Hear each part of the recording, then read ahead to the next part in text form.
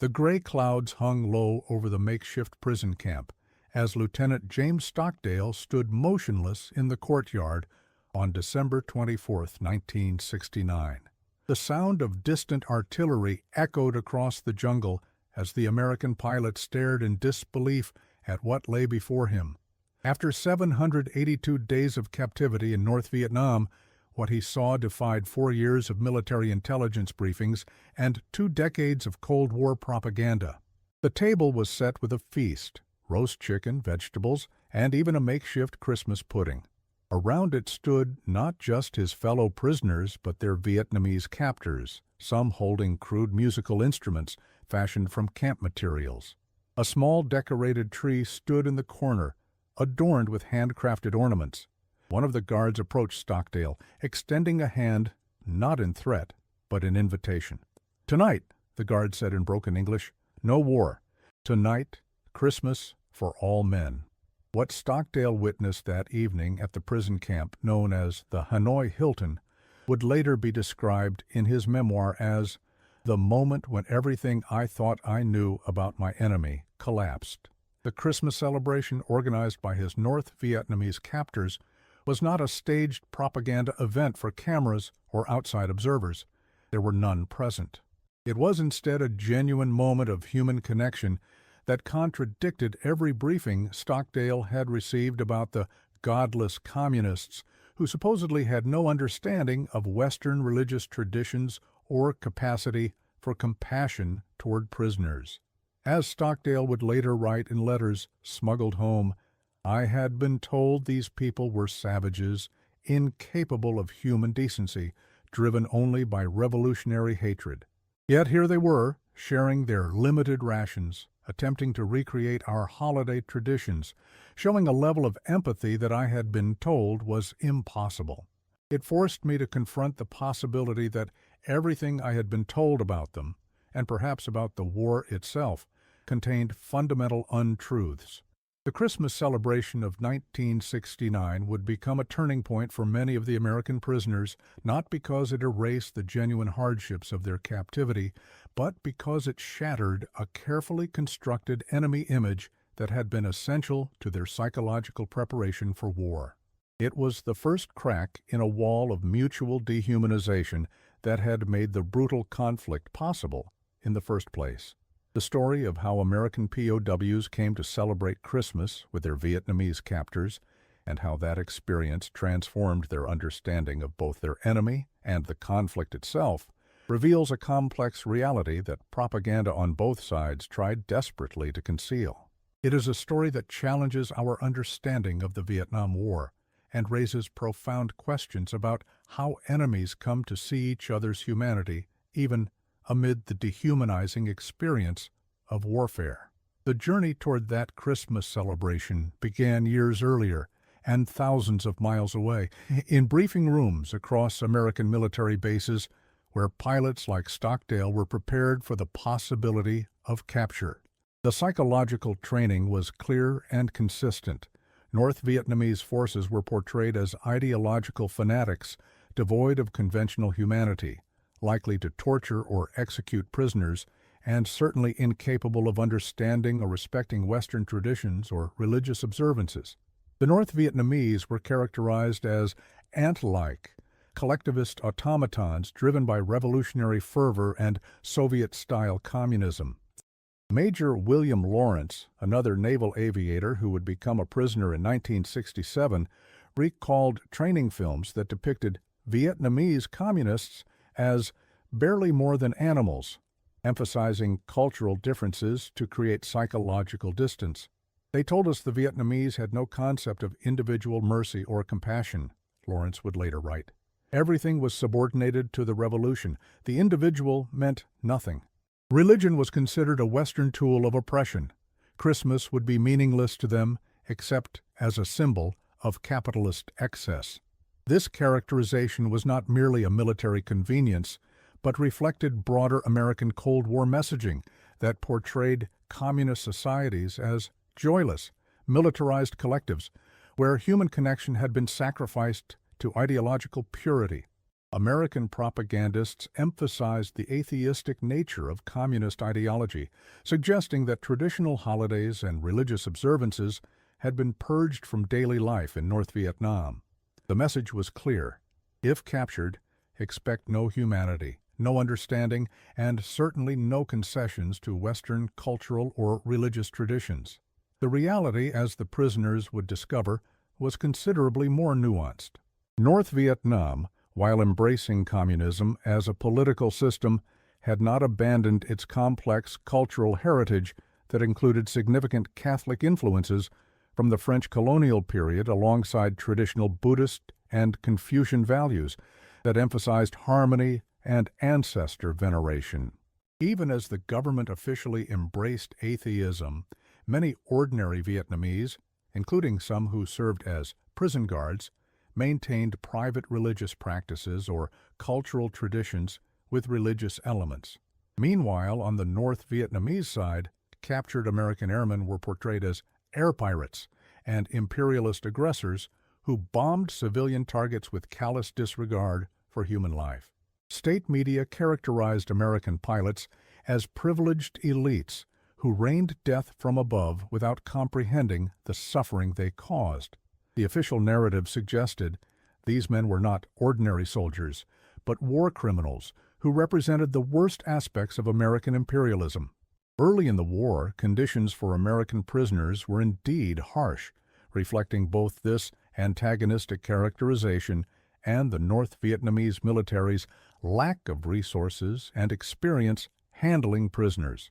The first American prisoners captured in 1965 and 1966 faced severe treatment, including isolation, inadequate food, limited medical care, and coercive interrogation techniques. Pilot Jerry Denton, captured in July 1965, would later describe his early captivity as a deliberate program of starvation and torture, designed to extract propaganda statements condemning American involvement in Vietnam.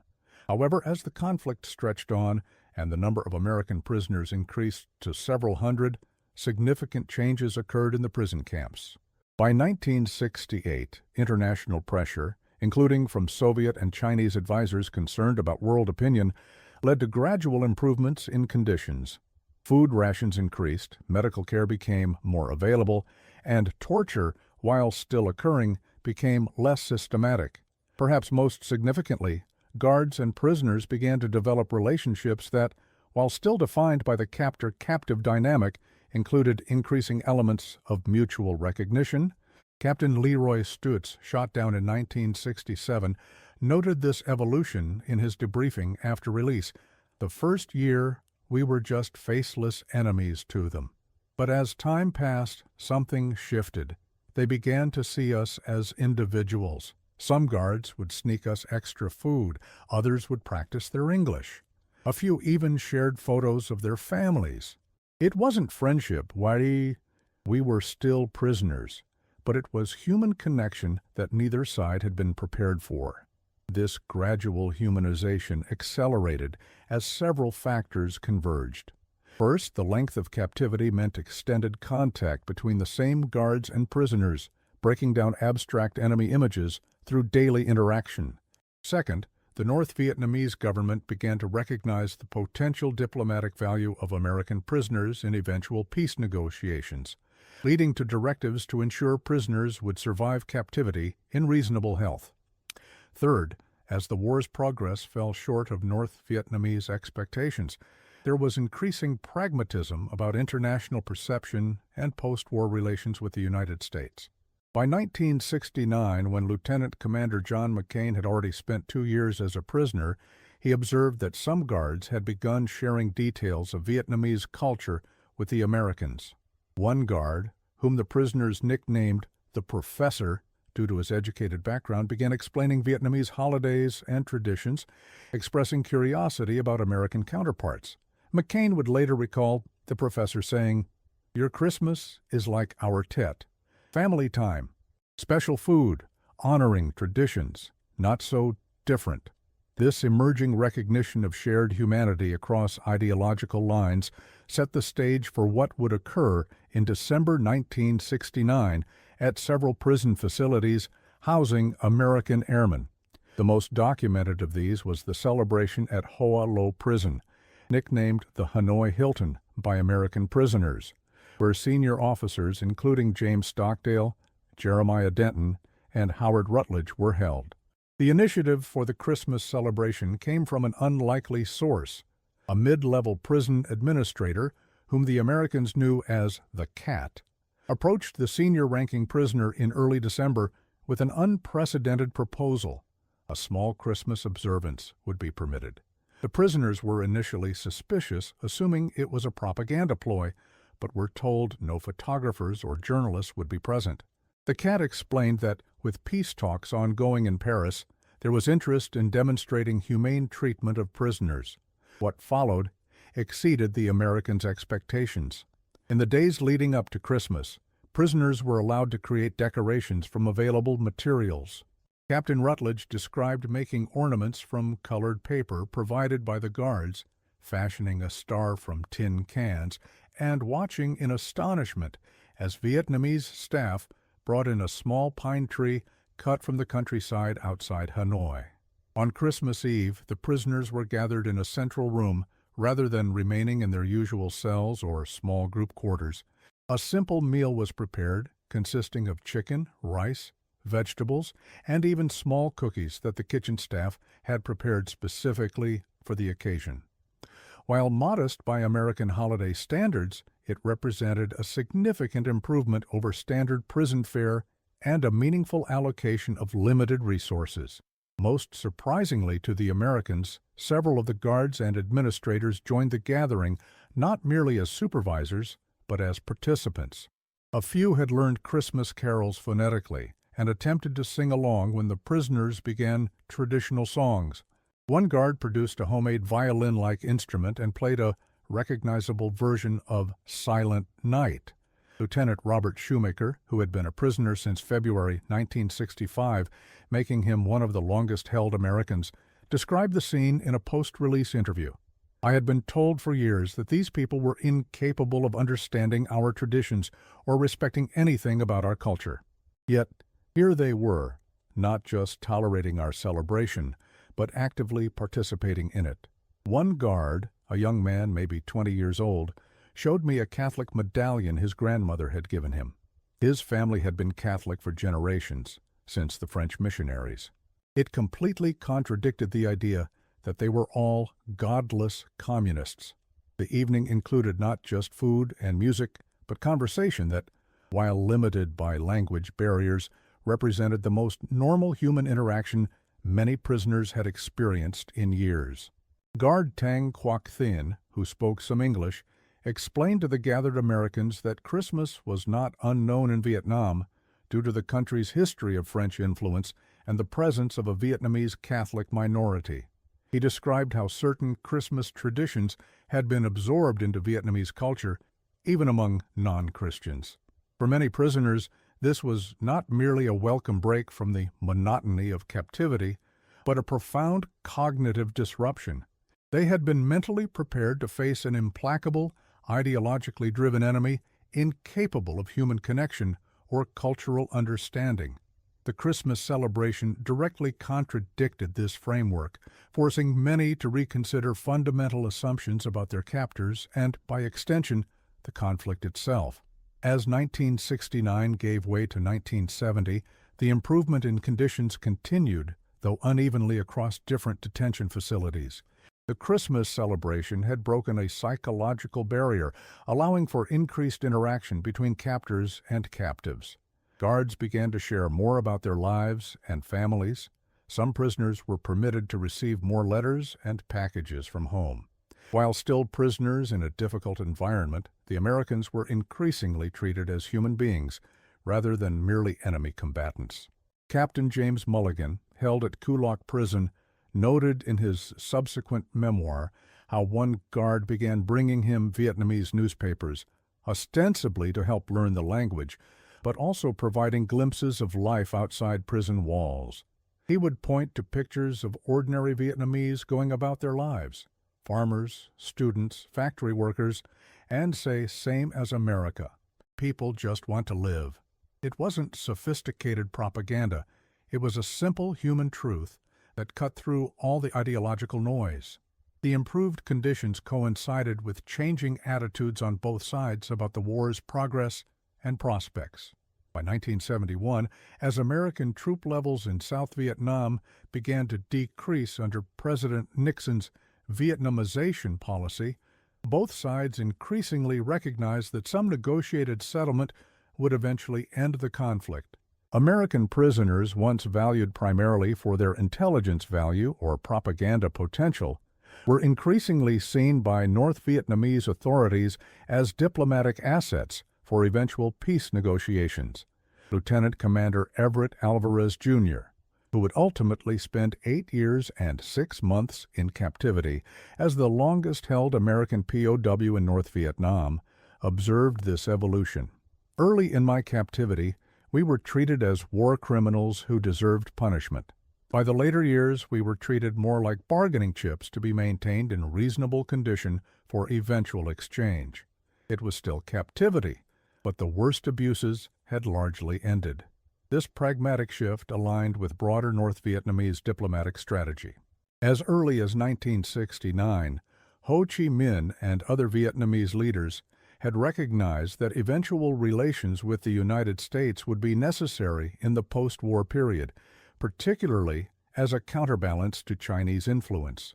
Normalized relations would be complicated by widespread reports of prisoner mistreatment. This political calculation, rather than purely humanitarian concerns, likely drove much of the improvement in prisoner conditions. The prisoners themselves were not passive recipients of changing Vietnamese policies, but active participants in their own survival and adaptation.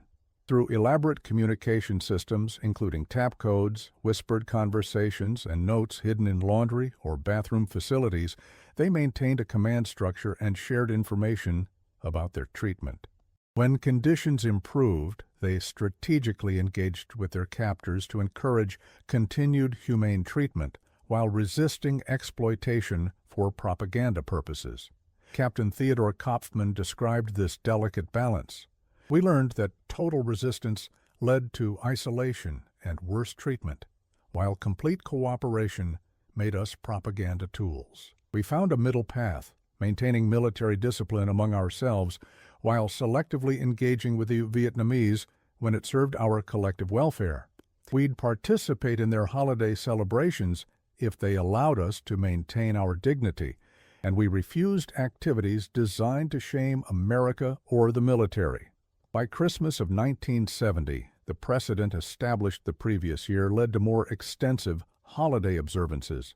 At Camp Unity, where many prisoners had been consolidated, Americans were permitted to organize a Christmas program including carols, a reading of the biblical nativity story, and even a simple dramatic performance.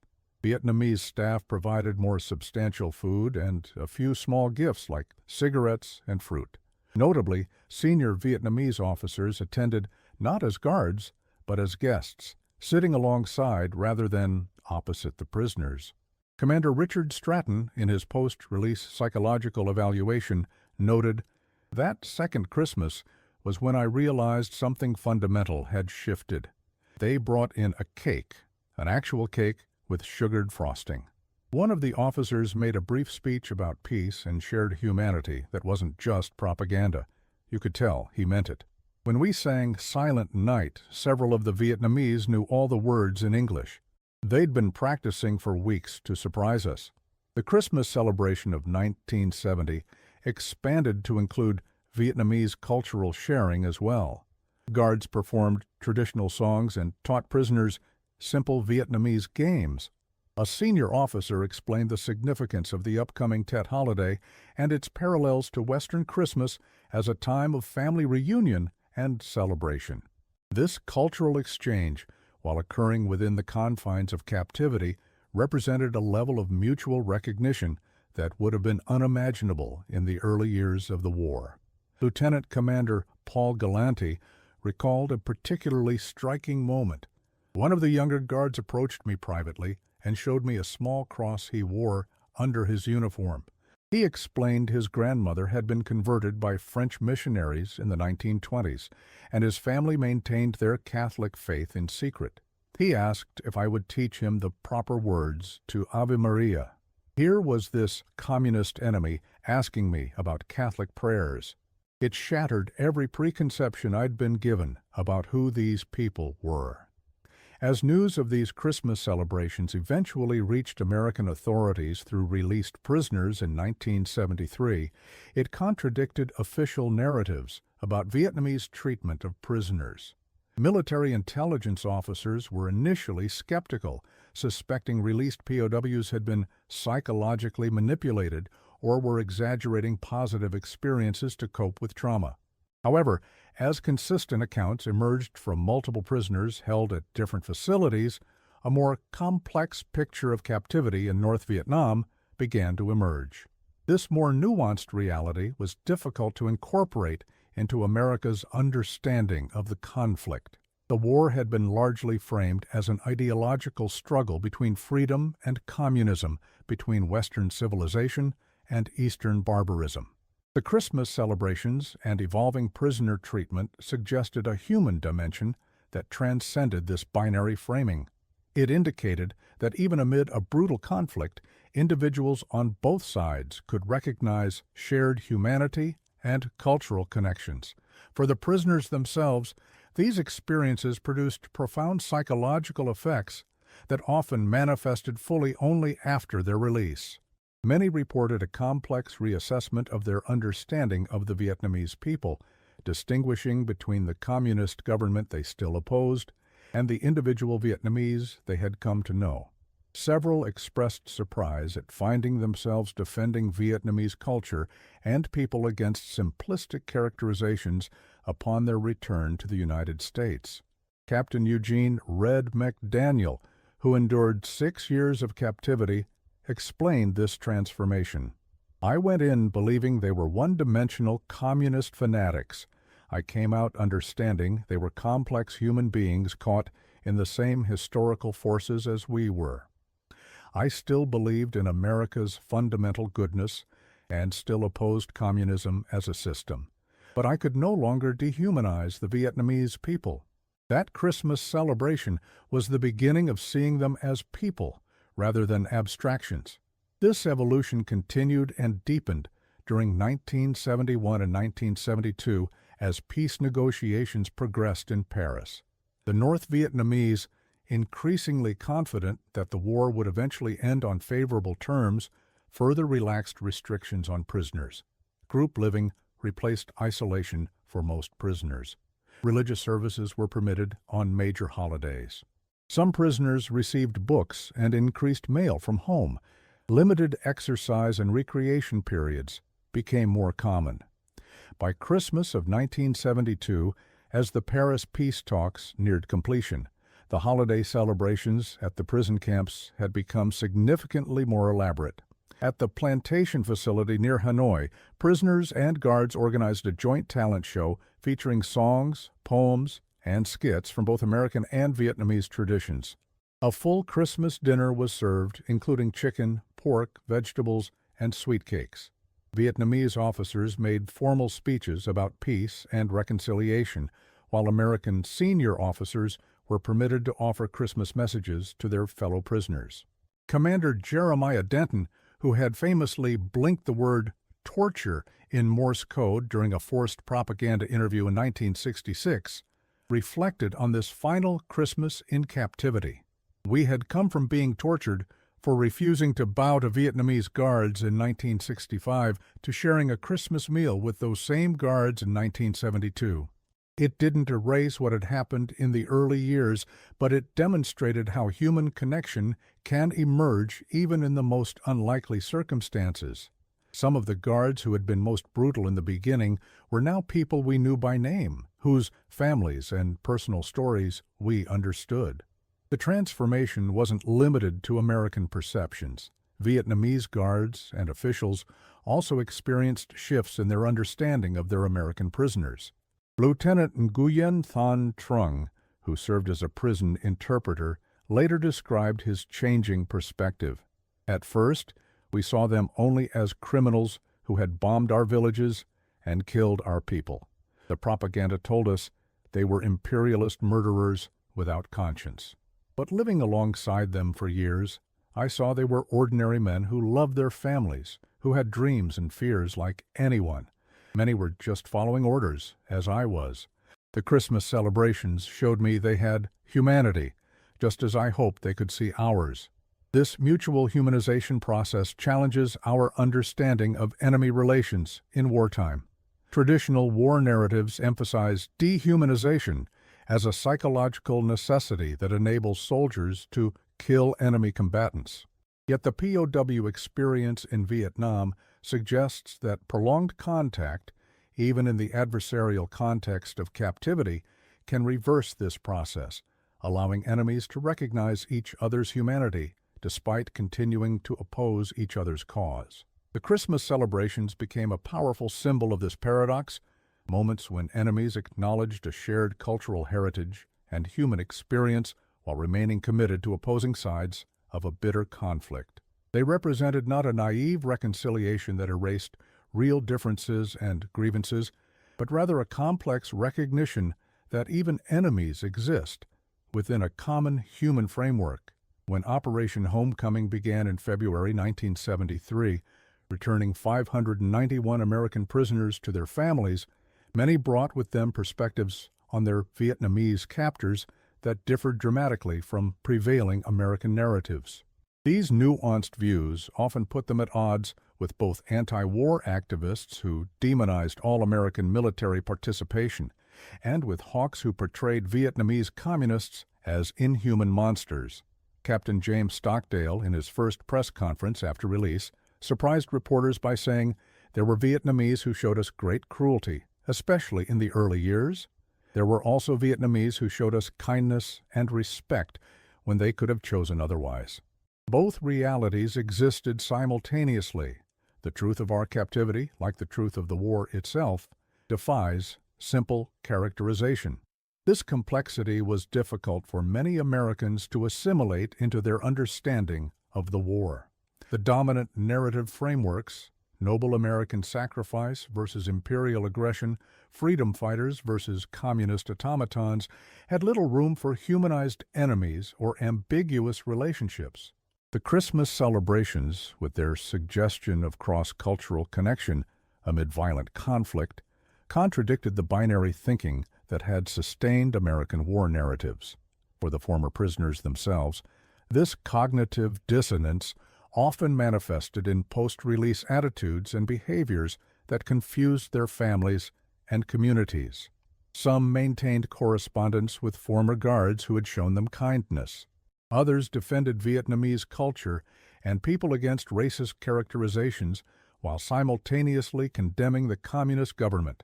Several became advocates for normalized relations with Vietnam years before official reconciliation occurred.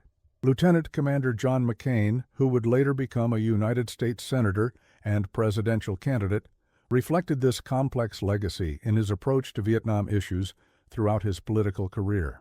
Despite enduring severe torture during his 5.5 years of captivity, McCain became a leading advocate for American Vietnamese reconciliation in the 1990s, helping establish diplomatic relations in 1995. He specifically cited moments of human connection during his captivity, including holiday celebrations, as formative in his understanding that reconciliation was both possible and necessary. When McCain returned to Vietnam in 1985, he met with former North Vietnamese military officials, including some who had overseen prisons.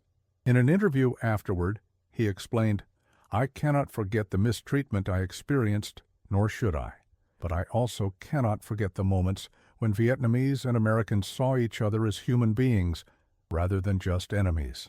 Those Christmas celebrations showed that even in war's darkest moments, our common humanity remains. That's the foundation on which reconciliation must be built.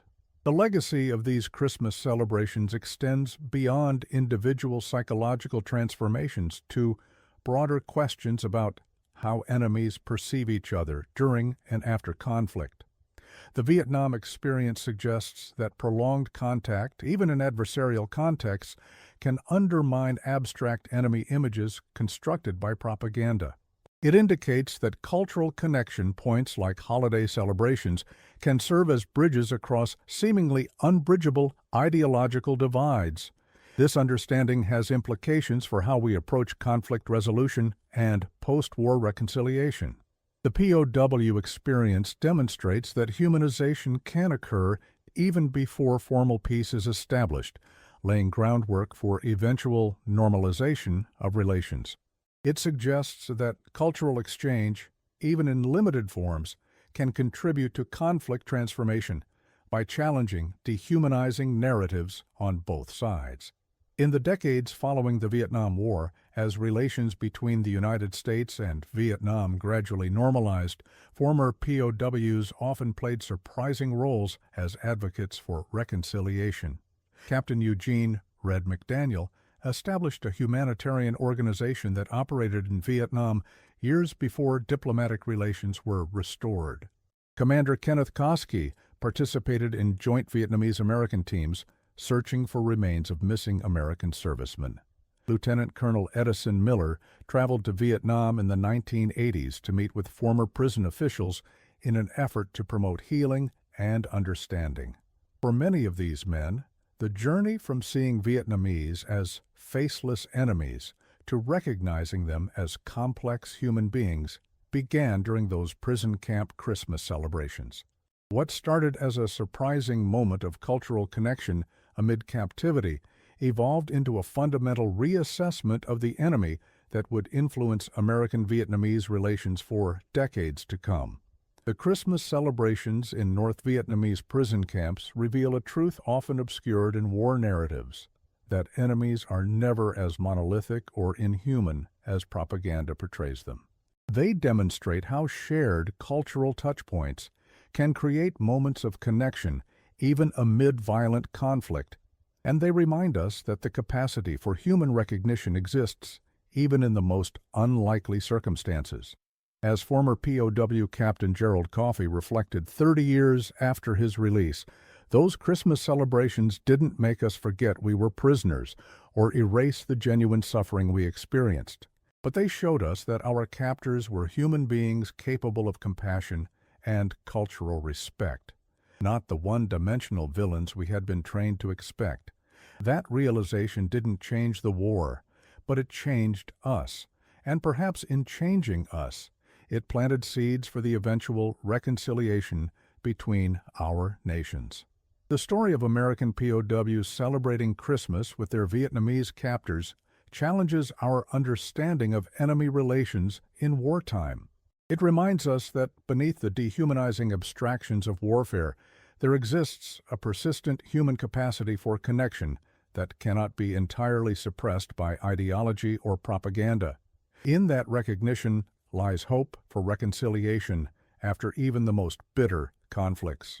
As America and Vietnam continue to build their relationship in the 21st century, the legacy of those unlikely Christmas celebrations lives on, a testament to the resilience of human connection even in war's darkest hours, and a reminder that our common humanity ultimately transcends the artificial boundaries that divide us.